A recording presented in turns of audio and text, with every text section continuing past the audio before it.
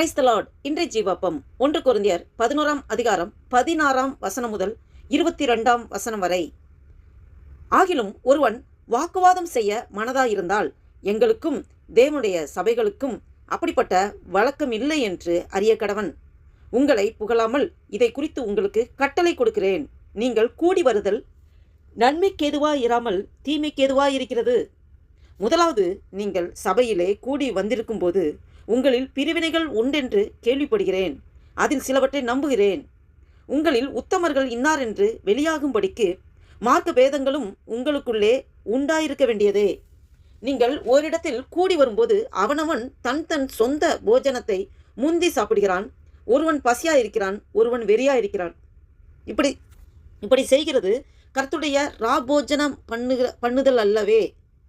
கர்த்தருடைய ராபோஜனம் பண்ணுதல் அல்லவே. புசிக்கிறதற்கும் குடிக்கிறதற்கும் உங்களுக்கு வீடுகள் இல்லையா? தேவனுடைய சபையை அசட்டை பண்ணி இல்லாதவர்களை வெட்கப்படுத்துகிறீர்களா? உங்களுக்கு நான் என்ன சொல்லுவேன்? இதை குறித்து உங்களை புகழுவேனோ? புகழேன். அல்லேலூயா. ஸ்தோத்திரம் ஆண்டவரே. இதை கேட்டுக்கொண்டிருக்கிற நண்பு தேவ பிள்ளைகளே, பாருங்க, இதை நாம் படிக்கும்போது எப்போவுமே இதோட பேக்ரவுண்டை நம்ம எப்பயுமே பார்க்கணும். அப்போஸ்தலனாகிய பவுல் கொரிந்துக்கு எழுதின நிருபத்தில் எழுதப்பட்டதை நாம் வாசித்தோம். இது என்ன சூழ்நிலை, யாருக்காக எழுதப்பட்டது? கொரிந்து திருச்சபையில் உள்ளவர்களுக்காக, கொரிந்தில் உள்ளவர்களுக்காக இந்த நிருபத்தை அப்போஸ்தலனாகிய பவுல் எழுதுகிறார். கொரிந்தில் உள்ள மக்களுடைய மனநிலை எப்படின்னா, அவங்க பயங்கர பணக்காரங்க. ஏற்கனவே சொல்லியிருக்கோம், அது பயங்கர பணக்காரங்க, படிப்பறிவு இல்லாதவர்கள். நல்ல பிஸ்னஸ், பணக்காரங்க, வெளிநாட்டு பணம் அதிகமாக இருக்குது. 2 துறைமுகங்கள் அங்கே இருக்குது. மத்திய தரைக்கடல் பகுதியில் இருக்க இந்த கொரிந்து பட்டணம் பயங்கரமான பாவத்துக்கும் ரொம்ப அதிகமாக பேர் போனது. அப்படி இருக்கும்போது இப்படிப்பட்ட படிப்பறிவில்லாத பணக்காரனாக இருக்கிற இந்த பட்டணத்தில் அவங்களுக்கு சுவிசேஷம் அறிவிக்க வேண்டும் என்றால் ரொம்ப கடினமான விஷயம்தான். இதுதான் அப்போஸ்தலனாகிய பவுல் இவங்களுக்கு அந்த அளவுக்கு அவங்க புரிந்து கொள்கிற மனநிலை இல்லாதனாலே ரொம்ப ஆழமாக, திருத்தமாக, கண்டிப்பாக அநேக காரியங்களை சொல்வதை நாம் பார்க்கிறோம். முதலாவது பார்த்தீங்கன்னா, அந்த திருச்சபையில் அவங்களுக்குள்ள பிரிவினைகள் பாருங்க. புருஷனுக்கு கிறிஸ்து தலையாக இருக்கிறார், ஸ்திரீக்கு புருஷன் தலையாக இருக்கிறார், கிறிஸ்துவுக்கு தேவன் தலையாக இருக்கிறார், நீங்கள் அறிய வேண்டும் என்று விரும்புகிறேன்னு சொல்லி ஒவ்வொரு டிஃப்ரென்ஷியேட் பண்ணி காமிக்கிறார். யாருக்கு யார் தலையாக இருக்காங்க, நீங்கள் கிறிஸ்துவை பின்பற்றுறது போல என்ன நீங்கள் பின்பற்றுங்க, என்ன முன்மாதிரியாக வைங்க, என்ன பாருங்க அப்படின்னு சொல்லி அப்போஸ்தலனாகிய பவுல் சொல்கிறார். இன்னும் நீங்கள் நினைத்துக் கொள்ளுங்க, நீங்கள் ஒப்பிக்கப்பட்டதை கட்டளைகளை கை கொண்டு வருகிற நிமித்தம் உங்களை புகழ்கிறேன். நீங்கள் கை கொண்டு நடங்க, நான் சொல்கிறபடி நீங்கள் நடவுங்க, அப்போ உங்களை புகழ்கிறேன். நீங்கள் ஜெபம் பண்ணும்போது, தீர்க்கதரிசனம் சொல்லும்போது தலையை மூடிக்கொண்டிருக்கிற எந்த புருஷனும் தலையை கனவீனம் பண்ணுகிறான். நீங்கள் தலையை மூடிக்கொள்ளாதீங்க, புருஷனாங்க மூடிக்கொள்ளாதீங்க, பெண்கள் மூடிக்கொள்ளுங்க. பெண்கள் தலையை மூடிக்கொள்ளுங்க. ஜெபம் பண்ணும்போது, தீர்க்கதரிசனம் சொல்லும்போது மூடிக்கொள்ளாதிருக்க எந்த ஸ்திரீயும் தன் தலையை கனவீனப்படுத்துகிறாள். அது அவளுக்கு தலை சிரைக்கப்பட்டது போல் இருக்குமே என்று சொல்லப்பட்டிருக்கிறது. பாருங்க, அப்போ ஸ்திரீயானவள் முக்காடிட்டு கொள்ளாவிட்டால் அந்த தலைமயிரை கத்திரித்து போடுன்னு ரொம்ப ஹார்டாக பேசுகிறாரு. தலைமயிர் அந்த ஒரு ஸ்திரீக்கு அது தலைமயிர் கத்திரிக்கப்படுவதும் சிறைக்கப்படுவதும் ஸ்திரீக்கு வெக்கமானால் நீ முக்காடிட்டு கொண்டிருக்க கடவுள்னு சொல்லி ஸ்ட்ராங்காக சொல்கிறார். இதை நாம் பின்னணியை நாம் பார்த்தோம். பாருங்க, அந்த அவர் இந்த பின்னணி எப்பவுமே நம்ம கொரிந்துக்கு மட்டும்தான் இவ்வளோ ஸ்ட்ராங்காக சொல்லிட்டு இருக்காரு. முக்காடு போடுற காரியங்கள் எல்லாமே அந்த அவங்க சொல்லுகிற அந்த தேவதாசிகள், அந்த அக்கோ கொரிந்துங்கிற பிளேஸில் அவங்க ஒரு விக்கிரக கோயில் இருக்குது. அதில் தேவதாசிகள் 1000 தேவதாசிகள் அங்கே வச்சு அந்த ஒரு தாசிகள் செய்கிற அந்த வேலைகள், அதை செய்வது அது தேவனுக்கு தொண்டு செய்கிற மாதிரி நினச்சி செஞ்சிட்டு இருக்கிறதா இருக்கிறது. அப்போ இந்த கொரிந்தில் பயங்கர பணக்கார துறைமுகங்கள், 2 துறைமுகங்கள் இருக்குது. ஒரு 2 மாதம் 2 மாதம் டேரப் பண்ணி ஒவ்வொரு கண்ட்ரிலேருந்து வர்றவங்களாம் அங்கே தங்கி இருந்துட்டு போவாங்க. அப்போ பாவம் அதிகமாக பெருகிருக்கு. அப்போ இந்த தேவதாசிகள் நல்லா இருக்காங்க, அழகாக இருக்காங்கன்னு சொல்லி அந்த வரவங்க அங்கே கூட்டிகிட்டு போகும்போது அங்கே ஆட்கள் குறையும் போது நல்லா இருக்கிற மற்ற இந்த ஸ்ட்ரீட்டில் மற்ற வெளியில் இருக்கிற தாசிகளை அங்கே தேவதாசியாக அங்கே இருக்கிறதுக்கு வரீங்களா அப்படின்னு சொல்லி அந்த தொழிலை பண்ணுறவங்க கூப்பிட்டு அந்த இடத்துல சேர்க்கறதுக்கு பார்ப்பாங்க. அப்போது ஒருத்தங்க இஷ்டப்பட்டா போவாங்க, இல்லைனா நான் வரல, என் பிஸ்னஸ் பிஸியாக இருக்குது அப்படின்னு சொல்லி விட்டுருவாங்க. இப்படி இருக்கும்போது அந்த சிட்டியில் நல்ல ஒரு குடும்ப பாங்கான ஒரு ஹஸ்பண்ட் ஒய்ஃபோ இல்லை அவங்க பிள்ளைகளோ அப்படி வரும்போது அவங்களுக்கும் டிஃப்ரென்ஸ் தெரியாதனால அவங்களையும் அக்கா கொரிந்துக்கு வரியா, தேவதாசி இருக்கிறது வரியான்னு கூப்பிடக்கூடாதுங்கிறதுக்காக பெண்கள் முக்காடிட்டு கொள்ள வேண்டும் என்று சொல்லி டிஃப்ரென்ஸ் தெரியறதுக்காக சொல்லப்பட்டிருக்கு. ஆனால் இந்த டீனேஜ் பருவத்தில் இருக்க பெண்கள் முக்காடு போடுவது அவங்களுக்கு அது அந்த அளவுக்கு அவங்க அதை விரும்புறதில்லை. கேட்டால் கேட்டுட்டு போட்டோம், சொன்னால் சொல்லிட்டு போட்டோம், இதில் என்ன இருக்குது அப்படின்னு சொல்லுவாங்க. ஆனால் அந்த பெண்ணை பெற்ற தகப்பன்மாருக்கு தான் இந்த மாதிரி இதுக்கு தன் பெண்ணை இப்படி கூப்பிடுறது, அது அவங்களுக்கு கேவலமாக இருக்கும் அப்படின்னு சொல்லி தான் கட்டாயப்படுத்தி பெண்களை முக்காடு போட சொல்லி. அப்போ அந்த திருச்சபை வந்ததுக்கப்புறம் சபைக்குள்ளே அந்த பெண்கள் சுதந்திரமாக இருக்கணும்னு சொல்லி முக்காடு போடாமல் அவங்க ஆண்டவரை ஆராதித்து கொண்டு அப்படி இருக்கும்போது அந்த வெளியில் போகிற அந்த ஆட்கள் உள்ளார முக்காடு போடாமல் உட்காந்துருக்காங்களே, அவங்கள அந்த ஜன்னல் வழியாக சைகை காமிச்சு வா வா அக்குவா குறிந்துக்கு வரியா அப்படின்னு சொல்லி அந்த சைகை காமிச்சு பேசுகிறதெல்லாம் இதெல்லாம் நடக்கிறத பார்த்து தான் அப்போஸ்தலனாகிய பவுல் ஸ்ட்ரிக்டாக சொல்கிறாரு, நீ முக்காடு போட்டுக்க, ஒன்று முக்காடு போட முடியல நீ மொட்டை அடிச்சுக்க அப்படின்னு சொல்லி அவ்வளோ ஸ்ட்ராங்காக கடிந்து பேசுகிறது இந்த குறிந்துக்கு எழுதும்போது தான் இப்படி சொல்கிறார் பாருங்க. அப்போ இதோடைய பின்னணி நாம் எப்பயுமே பார்க்கணும். அப்போ முக்காடு போட்டுக்கொண்டு அப்போ புருஷனானவன் தேவனுடைய சாயலும் மகிமையாக இருக்கபடியால் தன் தலையை முக்காடு போட்டுக்கணும்னு அவசியம் இல்லை அப்படின்னு சொல்லி அந்த டிஃப்ரென்ஸை காமிக்கிறார். அந்த புருஷன் எப்படி இருக்கணும், ஸ்திரீ எப்படி இருக்கணும். அப்போ ஸ்திரீயானவள் புருஷனுடைய மகிமையாய் இருக்கிறார். அப்போ புருஷனுடைய மகிமையாய் ஸ்திரீயானவள் இருக்கிறாள். அப்போ புருஷன் ஸ்திரீயிலிருந்து தோன்றினவள், ஸ்திரீயே புருஷனிலிருந்து தோன்றினவள் அப்படின்னு சொல்லி அந்த டிஃப்ரென்ஸை காமிக்கிறார். அடுத்ததாக புருஷன் ஸ்திரீக்காக சிருஷ்டிக்கப்பட்டவள், ஸ்திரீயே புருஷனுக்காக சிருஷ்டிக்கப்பட்டவள். ஆகையால் தூதர்கள் நிமித்தம் ஸ்திரீயானவள் தலையின் மேல் முக்காடிட்டுக் கொள்ள வேண்டும் என்றும் சொல்லப்பட்டிருக்கிறது. இன்னும் கர்த்தருக்குள் ஸ்திரீ இல்லாமல் புருஷனும் இல்லை, புருஷன் இல்லாமல் ஸ்திரீயும் இல்லை. ஸ்திரீயானவள் புருஷனிலிருந்து தோன்றுகிறது போல புருஷனும் ஸ்திரீயினால் தோன்றுகிறான், சகலமும் தேவனால் உண்டாயிருக்கிறது என்று சொல்லி அந்த டிஃப்ரென்ஸ்லாம் அப்போஸ்தலனாகிய பவுல் காண்பித்து கொடுத்து கடைசியாக சொல்றது, ஸ்திரீ இல்லாமல் புருஷனும் இல்லை, புருஷன் இல்லாமல் ஸ்திரீயும் இல்லை, சகலமும் தேவனால் சிருஷ்டிக்கப்பட்டது என்று சொல்லி அந்த முழுமையை ஆண்டவர் அந்த அப்போஸ்தலனாகிய பவுல் மூலமாக ஆவியானவர் வெளிப்படுத்துகிறார். ஸ்திரீயானவள் தேவனை நோக்கி ஜெபம் பண்ணுங்கள், தன் தலையை மூடிக்கொள்ளாமல் இருக்கிறது அவலட்சணமாக இருக்குமோ என்று உங்களுக்குள்ளே நிதானித்துக் கொள்ளுங்கள் என்றும் சொல்லப்பட்டிருக்கிறது. புருஷன் தலைமயிரை நீளமாக வளர்க்கிறது அவனுக்கு கனவீனமாய் இருக்கும், ஸ்திரீ தன் தலைமயிரை நீளமாய் வளர்க்கிறது அவளுக்கு மகிமையாய் இருக்கும் என்றும் சொல்லப்பட்டிருக்கிறது. இன்னும் தலைமயிர் அவளுக்கு முக்காடாக கொடுக்கப்பட்டிருக்கிறது என்றும் சொல்லப்பட்டிருக்கிறது. அப்ப தலைமயிர் பெண்களுக்கு தலைமயிர் அது முக்காடாகவே கொடுக்கப்பட்டிருக்கிறது. அப்ப முக்காடு போடுகிறது பாருங்க. அந்த கொரிந்துக்கு எழுதுனதுல தான் இவ்வளவு தூரம் அவர் சொல்லியிருக்கிறார். அப்போஸ்தலனாகிய பவுல் மற்ற நிருபங்களை எழுதியிருக்கிறார். இந்த கொரிந்துக்கு உள்ளதில் மட்டும்தான் முக்காடை பற்றி இவ்வளோ இனிஷியேஷன் எடுத்து சொல்லியிருக்கிறார். அப்போ பாருங்க கடைசியாக ஒன்று சொல்றாரு, தலைமயிர் அவளுக்கு முக்காடாக கொடுக்கப்பட்டிருக்கிறது. ஆகிலும் ஒருவன் வாக்குவாதம் செய்ய மனதாயிருந்தால் எங்களுக்கும் தேவனுடைய சபைக்கும் அப்படிப்பட்ட வழக்கம் இல்லை என்று அறிய கடவுள். அப்படியும் நீங்க வாக்குவாதம் பண்றதா இருந்தா இது எங்களுக்கு வழக்கம் இல்லை அப்படின்னு சொல்றாரு. இன்னும் உங்களை புகழாமல் இதை குறித்து உங்களுக்கு கட்டளை கொடுக்கிறேன், நீங்கள் கூடி வருதல் நன்மைக்கு எதுவாயிராமல் தீமைக்கு எதுவாக இருக்கிறது. முதலாவது நீங்கள் சபையிலே கூடி வந்திருக்கும் போது உங்களில் பிரிவினைகள் உண்டு என்று கேள்விப்படுகிறேன், அதில் சிலவற்றை நம்புகிறேன். நீங்க உங்களுக்குள்ள பிரிவினை இருக்கு, அதை நானே பார்க்குறேன் நம்புறேன் அப்படின்னு சொல்றாரு. சபை கூடி வருதல், அந்த சபைக்குள்ளே நான் உயர்ந்தவன் தாழ்ந்தவன், ஏழை பணக்காரன், ஆண் பெண், வயதானவர் யங்ஸ்டர்ஸ்னு அப்படி குழந்தைகள் முதிர்ந்தவர்கள் அப்படின்னு எந்த பாகுபாடும் இல்லை. ஆவிக்குரிய ஜீவித்தில் எல்லாம் ஒன்றாகவே பார்க்க வேண்டும்.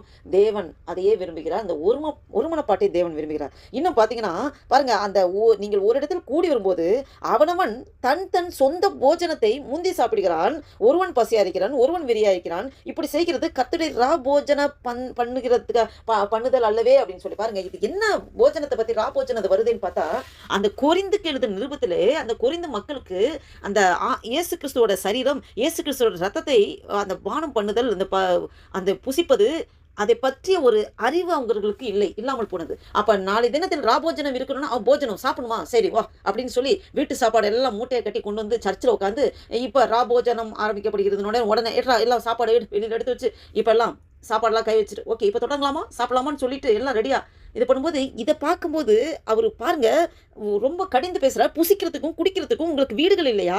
தேவனுடைய சபையை அசட்டை பண்ணி இல்லாதவர்களை வெட்கப்படுத்துகிறீர்களா? உங்களுக்கு நான் என்ன சொல்லுவேன், இதை குறித்து உங்களை புகழேன் என்று சொல்லி அவர் கடினமாக பேசுகிறதை பார்க்கிறோம். இதுதான் அந்த குறிந்துல உள்ள மக்களுடைய மனநிலை. அவர்களுக்கு அந்த அறியாமையில் இருக்காங்க, தெரியல. அவங்க படிப்பறிவு இல்லாதவங்க, பணக்காரர்கள் படிப்பறிவு இல்லாதவங்க. இப்போ பணக்காரங்களா படிப்பறிவு இல்லாதவர்கள் இருக்கிறவங்களுக்கு புரிய வைக்கிறது மிகவும் கடினம். அப்போஸ்தலனாகிய பவுல் அதுக்கு தான் இவ்வளோ தூரம் சொல்கிறார். ராபோஜன்னா அதை பற்றி அறிவு தெரில. ஆண்டவருடைய சரீரம், அந்த ஆண்டவருடைய ரத்தத்தை நாம் ஒரு அப்பத்தையும் திராட்சரசத்தையும் அப்படி நாம் நினைத்து அதை பருக வேண்டும். ஆண்டவருடைய மரணத்தை நினைவு கூறுகிறதாக இது செய்யணும். இது அவங்களுக்கு அந்த நாலேஜ் இல்லை. அவங்க ராபோஜனம்னா போஜனம் சாப்பிடணும், சரி வீட்டில் இருந்து சாப்பாடெல்லாம் கொண்டு வந்துட்டு சர்ச்சில் உட்காந்து சாப்பிட ஆரம்பிக்கிறாங்க. அப்போ அதுதான் அப்போஸ்தலனாகிய பவுல் இங்கே கரிந்து கொள்கிறார். புசிக்கிறதுக்கும் குடிக்கிறதுக்கும் உங்களுக்கு வீடுகள் இல்லையா? தேவனுடைய சபையை அசட்டை பண்ணி இல்லாதவர்களை வெட்கப்படுத்துகிறீர்களா? உங்களுக்கு நான் என்ன சொல்லுவேன், இதை குறித்து உங்களை புகழேன் என்று சொல்கிறார். இதை கேட்டுக்கொண்டிருக்கிற அன்பு தேவ பிள்ளைகளே, பாருங்க, சபையிலே நாம் கூடி வரும்போது அந்த கூடி வருதல் ஒருத்தருக்கு மேல ஒருத்தர் விரோதமா பகையோ வைராக்கியம் இல்லாதபடி நாம் எல்லோரும் இயேசு கிறிஸ்துவின் சரீரத்தில் அங்கமாய் இணைக்கப்பட்டிருக்கிறோம் என்ற உணர்வோடு கிறிஸ்து நமக்கு தலையா இருக்கிறார். அல்லேலூயா. நாம் ஒவ்வொருவரும் அவருடைய சரீரத்தின் ஒவ்வொரு அவயங்கள். கை ஒரு சரீரத்தின் கையாக சிலர் இருப்போம், சிலர் காலாக இருப்போம், சிலர் கண்ணாக இருப்போம், சிலர் ஒவ்வொரு அவயங்களாக, ஒவ்வொருவரும் ஒவ்வொரு உறுப்புகளாக, இன்னர் பாட்டு ஒவ்வொரு உறுப்புகளாக இருப்போம். எல்லாமே முக்கியம்தான். விரல், ஒரு சுண்டு வரல் இல்லைனாலும் கஷ்டம்தான், கட்ட வரல் இல்லைனாலும் கஷ்டம்தான், கால் இல்லைனாலும் கஷ்டம்தான், கண்ணு இல்லைனாலும் கஷ்டம்தான், எல்லாமே முக்கியம்தான். இதை கேட்டுக்கொண்டிருக்கிற நண்பு தேவ பிள்ளைகளே, சபை கூடி வருதல் அந்த வேறுபாடு உங்களுக்குள்ளே எந்த வேறுபாடும் இல்லாதபடி ஒருமனப்பாடு, அதோட சபைக்குள்ளே எப்படி இருக்க வேண்டும், சபையின் ஒழுங்கும் கிரமங்களை கடைபிடிக்க வேண்டும். அதை தான் அப்போஸ்தலனாகிய பவுல் இந்த கொரிந்துக்கு எழுதின நிருபத்திலே நீங்கள் எப்படி நடக்க வேண்டும், சபையில் எப்படி நீங்கள் நடந்து கொள்ள வேண்டும், அதனுடைய சட்ட திட்டங்களுக்கு கீழ்ப்படிந்து நடக்க வேண்டும் என்று சொல்லி அநேக காரியங்களை பேசுகிறதை நாம் இவ்வேளையில் தியானித்தோம். இதை கேட்டுக்கொண்டு அன்பு தேவ பிள்ளைகளே, நாம் முழுவதுமாக ஆண்டவர் நம்மளை எந்த நோக்கத்திற்காக எதற்காக நம்மளை உருவாக்கினாரோ படைத்தாரோ, நம்ம ஒவ்வொருவருக்கும் ஒரு ஆண்டவர் ஒரு திட்டத்தை கொடுத்திருக்கிறார். அவருடைய சித்தத்தின்படி செய்கிற பிள்ளைகளாக நாம் அழைக்கப்பட்டிருக்கிறோம். அவருடைய சித்தத்துக்கு நாம் முழுவதுமாக ஒப்புக் கொடுக்குறோமா, இல்லை நம்ம சுய விருப்பம் சுயமாக நாம் சிந்தித்து ஆண்டவர் ஒருமையாக நினைக்கிறதை நாம் வேற்றுமையாக நினைக்கிறோமா, இல்லை நமக்குள்ளே வேறுபாடுகள் பாகுபாடுகள் நினைக்கிறோமா? நம்மளை நாமே ஆராய்ந்து பார்ப்போம். ஆண்டவர் அந்த ஒருமனப்பாட்டை நேசிக்கிறார். நாம் சபைக்குள்ளே ஒருத்தருக்கு விரோதமாக ஒருத்தர் எழும்பாதபடி நாம் ஒவ்வொருவரும் கிறிஸ்துவின் சரீரத்தின் அவயங்கள் என்ற உணர்வோடு நாம் முழுவதுமாக ஆண்டவருடைய நம்மளை ஒப்புக் கொடுப்போம். நம்முடைய எண்ணங்கள், செயல்கள், செயல்பாடுகள் எல்லாம் கிறிஸ்து நமக்குள்ளே வாழ்கிறார். கிறிஸ்துவை நான் வெளிப்படுத்த வேண்டும். கிறிஸ்து சிந்திக்கிற விதமாய் சிந்திக்க வேண்டும். கிறிஸ்து செயல்படுகிற விதமாய் செயல்பட வேண்டும். இனி நான் அல்ல ஆண்டவரே, எனக்குள் கிறிஸ்துவே நீ வாழ்கிறேன் என்று சொல்லி முழுவதுமாக ஆண்டவருக்கு நம்மளை ஒப்புக் கொடுப்போம். கர்த்தர் நம் ஒவ்வொருவரையும் ஆசீர்வதிப்பார். இந்த சிந்தையோடு ஒரு புதிய நாளைக்குள் ஆண்டவர் நம்மளை நடத்தி கொண்டிருக்க தேவனுக்கு நன்றி செலுத்தி கர்த்தர் நோக்கி பார்த்து ஜெபம் செய்வோம். ஹல்லேலூயா. நன்றி தகப்பனே, நன்றியோடு துதிக்கிற ஆண்டவரே, துதிக்கிற மத்தியில் வாசம் செய்கிற தேவனை நன்றியோடு துதிக்கிற ஆண்டவரே, அல்போமைக ஆண்டவரே துதிக்கிறோம். சர்வ சிருஷ்டிகரை வியாபிகரை துதிக்கிற ஆண்டவரே. அப்பா நன்றி அப்பா, அந்த வேத வசனத்தின் மூலம் எங்களோடு நீர் ஆண்டவரே திட்டம் தெளிவாக பேசிக் கொண்டிருக்கிற ஆண்டவரே. எங்களுக்குள்ள எந்த வேறுபாடுகளோ பாகுபாடுகளோ இல்லாதபடி ஆண்டவரே நீ கிறிஸ்து நீ தலையாய் இருக்கிறீர். அப்பா நாங்கள் உங்களுடைய சரீரத்தின் அவயங்கள், நாங்கள் ஒவ்வொரு அவயமே உங்களுடைய சரீரத்தில் இணைக்கப்பட்டிருக்கிறோம் ஆண்டவரே. இது எவ்வளோ ஒரு அப்பா, நீர் ஒருமனப்பாட்டை நேசிக்கிறீர் அப்பா. அதே இருதயம் எங்களுக்குள்ளே வர வேண்டும் என்று நீர் வாஞ்சிக்கிறீர் ஆண்டவரே. அப்பா எங்களுடைய சுயம் முற்றிலுமாக சாக எங்களை ஒப்புக் கொடுக்கிறோம். எங்கள் சுயம் சாம்பலாய் மாறட்டும். எங்களுக்குள் இதை கேட்டுக்கொண்டிருக்கிற ஒவ்வொருவரோடும் அடிமை என்னோடும் ஆண்டவரே கிறிஸ்து நீர் வாழ்ந்து கொண்டிருக்கிறீர். கிறிஸ்து எங்களுக்குள்ளே ஆண்டவரே வாசம் செய்கிறீர் ஆண்டவரே. அப்பா ஆவியான எங்களுக்குள்ளே அப்பா தங்கி இருக்கிற ஆண்டவரே. அப்பா எங்கள் சரீரமே நீர் தங்குகிற ஆலயமாக இருக்கிறது. நாங்கள் ஒவ்வொருவரும் நடமாடும் தேவாலயமாக இருக்கிறோம். அப்பா இந்த தேவாலயத்தில் கிறிஸ்து நீர் தலையாக இருக்கிறீர் அப்பா. எங்களுடைய சரீரம் ஆண்டவரே கிறிஸ்து தலையாக இருக்கு. நாங்கள் எல்லாம் ஒவ்வொரு ஆண்டவரே சபையாக அப்பா, நாங்கள் சபை ஆண்டவரே ஒருமனப்பாட்டு கூடி வருகிற இடத்துல ஒரு யூனிட்டி, ஒரு ஆண்டவரே அப்பா எங்களுக்குள்ள வேற்றுமை பாகுபாடு இல்லாதபடி ஒரே போல பார்க்க, ஒரே மனம் ஒரே இருதயத்தோடு இருக்க தேவனே நீர் அப்படியாக எங்கள் அண்டையில் எதிர்பார்க்கிற ஆண்டவரே. எங்களை முழுவதுமாக நாங்கள் ஆண்டவரே உம்முடைய சுபாவத்துக்கு அப்பா எங்களை முழுவதுமாக ஒப்புக் கொடுக்குறோம் ஆண்டவரே. அப்பா எங்கள்கிட்ட ஆண்டவரே உங்களுக்கு பிரியமில்லாத காரியங்கள் ஏதாவது இருக்குமானா தயவாய் ஒரு விஷயம் எங்களை அப்பா ஆண்டவரே அப்பா ஸ்தோத்திர கத்தவை நீங்கள் ஆண்டவரே அப்பா ஸ்தோத்திர கத்தவை நாங்கள் ஒருமனப்பாட்டின் ஆவியோடும் நாமத்தை மகிமைப்படுத்துகிறதாக ஆண்டவரே அப்பா ஸ்தோத்திர எங்கள் ஒவ்வொரு இடைப்படுகிறதுக்காய் ஸ்தோத்திரம் ஆண்டவரே. அப்பா உடைய சரீரத்தை ரத்தத்தையும் ஆண்டவரே அப்பா பருகுவதற்கு அன்று புசிப்பதற்கு எங்களுக்கு அந்த ஒரு ஸ்லாக்கியத்தை தந்திருக்கிற ஸ்தோத்திரம் ஆண்டவரே. உமக்குள்ளே நாங்கள் பலன்பட, உமக்குள்ளே உங்களுடைய கிருபைக்குள்ளே நாங்கள் ஸ்திரப்பட அப்பா நீ கிருபை பாராட்டுக்கிறதுக்காக ஸ்தோத்திரம் ஆண்டவரே. இந்த 2026 வருஷத்தின் ஆண்டவரே அல்லேலூயா ஆண்டவரே, இந்த 3வது மாதமாகிய மார்ச் மாதத்தின் ஆண்டவரே அப்பா ஸ்தோத்திரம் 4ஆம் தேதியை காண கிருபை செய்த தேவனை நமக்கு கொடான கொடி ஸ்தோத்திரம் ஆண்டவரே. நன்றி தகப்பனே ஆண்டவரே. இந்த ஒரு புதிய நாளுக்குள் எங்களை நடத்தி கொண்டு வந்திருக்கிறேன் ஸ்தோத்திரம். இந்த புதிய நாளினுடைய புதிய கிருபையினாலே நிரப்பி வழிநடத்துக்காய் ஸ்தோத்திரம். விசேஷமாக ஆண்டவரே அப்பா இந்த மத்திய தரைக்கடல் பகுதியிலே நடக்கிற எல்லா ஆண்டவரே அப்பா போராட்டங்கள் ஆண்டவரே அப்பா ஸ்தோத்திரக்கத்தை ஒவ்வொரு நாடுகளுக்கு விரோதமாக நாடுகள் பகைகள் ஆண்டவரே போர்கள் அப்பா ஸ்தோத்திர யுத்தங்கள் எல்லா செய்திகளையும் நாங்கள் கேள்விப்படுகிறோம் ஆண்டவரே. அப்பா ஸ்தோத்திரம் ஒரு அமைதி நிலை திரும்பட்டும் ஆண்டவரே, ஒரு அமைதி நிலை திரும்பட்டும் ஆண்டவரே. அப்பா ஸ்தோத்திர கத்தவை இன்னும் பாமர மக்கள் ஆண்டவரே அப்பா ஸ்தோத்திர கத்தவை அப்பாவி மக்கள் ஆண்டவரே அப்பா தன் ஆண்டவரே அல்லேலூயா எந்த ஒரு பாதிப்போ ஆண்டவரே உயிர் சேதமோ வராதபடி ஆண்டவரே நீர் ஆண்டவரே அப்பா பாதுகாப்பாக இருந்து ஒவ்வொரு ஆண்டவரே நீர் ஆண்டவரே இரத்த கோட்டைகளை புதிந்து பாதுகாத்துக் கொள்கிற கிருபைக்காய் ஸ்தோத்திரம் ஆண்டவரே. கல்லான இருதயங்கள் ஆண்டவரே உடைக்கப்பட்ட சாதாரண இருதயமாக மாற்றும்படியாக ஜெபிக்கிறோம் ஆண்டவரே. அப்பா ஒரு அமைதி நிலை திரும்பட்டும் ஆண்டவரே அல்லேலூயா அப்பா ஸ்தோத்திரம். ஒவ்வொரு நாடுகளில் சமாதான தேவன் சமாதானத்தை வழி நடத்துங்கப்பா, பாதுகாத்துக் கொள்ளுங்கப்பா ஆண்டவரே. உங்களுடைய கருத்துக்குள்ள எங்களை தாழ்த்தி ஒப்புக்கிறோம் செயல்படுகிறோம். இந்த ஒரு நாளைக்கு விரோதமாக, இந்த ஜெபத்திற்கு விரோதமாக, எங்கள் ஒவ்வொருக்கு விரோதமாக செயல்படுகிறேன் எல்லா சத்துருவின் கிரிகளை நசனாக இயேசு கிறிஸ்துவின் வல்லமையுள்ள நாமத்தினாலே கடிந்து துரத்தி அப்புறப்படுத்துகிறேன். அல்லேலூயா. உடைய நாமம் ஒன்றே மகிமைப்பட்டும். ஆசீர்வதிங்க, பலப்படுத்துங்க. இயேசு கிறிஸ்துவின் நாமத்தினாலே ஜெபிக்கிறோம் ஜீவனுள்ள எங்கள் நல்ல பிதாவே. ஆமென், ஆமென்.